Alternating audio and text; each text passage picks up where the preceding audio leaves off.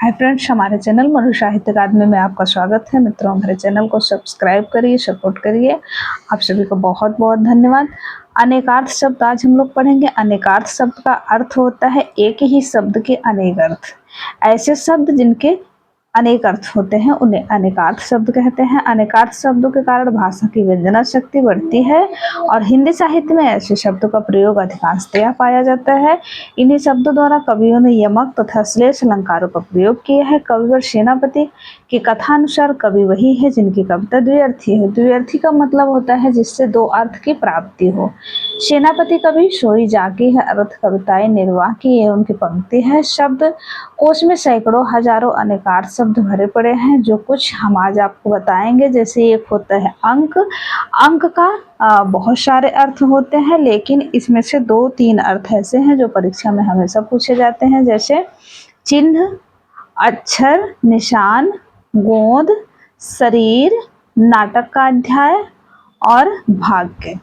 अग्र का अनेकार्थ होता है। अग्र मतलब होता है आगे भी होता है, पहले भी होता है, मुख्य भी होता है, श्रेष्ठ भी होता है और शिरा भी होता है, जिसको हम लोग जैसे बोलते हैं अग्रभाग, यानी शिरा का भाग। अनंत का होता है अनेक शब्द। अनंत का अर्थ अनेकों जो होते हैं वो जैसे विष्णु, सर्पों का राजा, शेषनाग, ब्रह्मा, आकाश, अविनाशी, अंतहीन, नित्य, बहुत अधिक। अंतर का बहुत सारा अर्थ होता है, जो कि एक शब्द है अंतर, लेकिन इसके अर्थ बहुत सारे होते हैं। इससे हम जब काव्य भाषा पढ़ते हैं, काव्य साहित्य पढ़ते हैं, तो वहाँ अर्थ निकालने में आसान होता है। आकाश, मध्य, छिद्र, अवसर, अवधि, व्यवधान, भिन्नता, दूरी, फक्र, मध्यवर्ती समय। अपवाद का अनेक अर्थ होता है। कलंक भी होता है, किसी नियम के विरुद्ध भी होता है, दोष भी होता है, खंडन भी होता है। अमृत का अनेक अर्थ होता है। अमृत मतलब जल भी होता है, पारा भी होता है, दूध होता है, अन्न होता है, स्वर्ण, गिलोय, सुधा होता है, जिसको हम अमृत भी कहते हैं। मृत्यु रहित भी होता है। अमृत यानी कि जो मृत को प्राप्त ना हो। अंबर का अनेक अर्थ होता है। वस्त्र, आकाश, कपास, इत्र, अभ्रक, एक नगर, मेघ। अंबर मतलब वस्त्र भी होता है, आकाश भी होता है, मेघ भी होता है।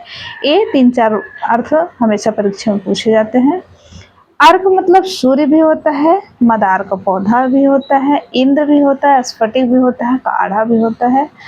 अरुण का मतलब होता है सूर्य भी, रक्तवर्ण भी, लाल भी, सिंदूर, कुमकुम, बाल सूर्य, यानी कि अरुण जैसे लाल रंग भी, सिंदूर भी। अर्थ जैसे कहते हैं तुम्हारा इसका अर्थ क्या है। अर्थ का अर्थ होता है, जैसे अर्थ भी होता है, धन भी होता है, अभिप्राय भी होता है, जिसको हम मतलब बोलते हैं। और इसका माने यानी कि माने क्या होता है, निमित्त के लिए। ये सब बहुत सारे अर्थ हैं। अशोक, शोक रहित, अशोक वृक्ष, अशोक सम्राट, इसके बहुत सारे अर्थ हैं। अच्छ के अनेक अर्थ जो होते हैं। पहिया की धुरी भी होती है। अच्छ मीन्स आँख भी होता है, रथ भी होता है, अक्ष मीन्स सूर्य भी होता है, ज्ञान भी होता है, मंडल भी होता है, आत्मा होता है, चौसर का पास भी होता है। अक्षर वर्ण भी होता है, नाश रहित भी होता है। इसका अर्थ सत्य होता है, मोक्ष होता है, आकाश होता है, आत्मा होता है, नित्य सत्य आकाश होता है।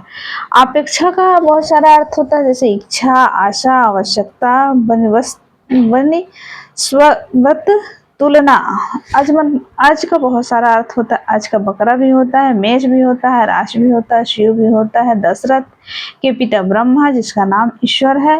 अहिंस होता है, शाम भी होता है, सूर्य भी होता है, कष्ट और राहु, जल, पृथ्वी, एक वर्ण, वृत्त भी होता है। अच्युत स्थिर भी होता है, अविनाशी भी होता है, विष्णु भी होता है, कृष्ण भी। अतिथि का मेहमान, साधु, यात्री, अपरिचित व्यक्ति, अग्नि उसका पुत्र। अतिथि मतलब अग्नि होता है। कभी कभी ये सब ऐसे ही प्रश्न जो है वो परीक्षा में बनते हैं, जिसको पर्यायवाची के रूप में हम कभी कभी ले लेते हैं।